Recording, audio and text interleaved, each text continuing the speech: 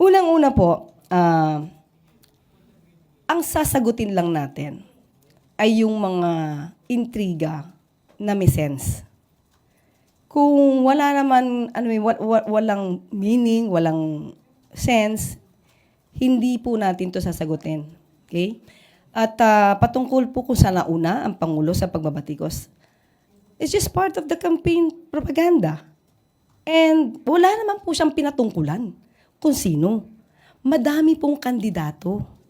Ang nagtataka lang po ulit tayo kung bakit may nag-aray. Hindi naman sila yung pinatutungkulan. Kumbaga, bato-bato sa langit, tamaan, wag magalit. Bakit may nagalit? May tinamaan ba? So, pag sinabi natin kasi, ito, we know na pag sinabi natin nag-deliver ng suka, nagbumili lang ng suka, hindi naman ito literally na suka.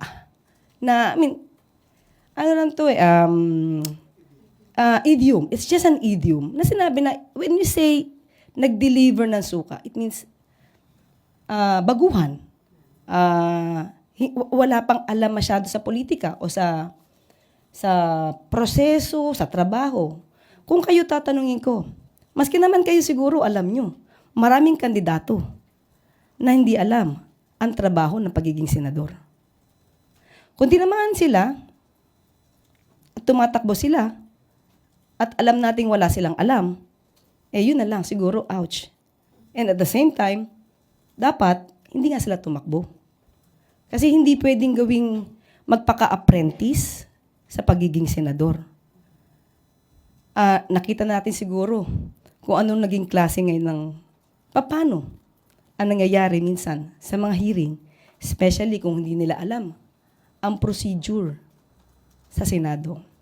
Isang kawalan, sayang ang oras, kawalan ito sa pondo ng bayan. So sana lang, ang request natin, doon sa mga tatakbo, siguraduhin nyo naman po kapag nanalo kayo, may alam na kayo.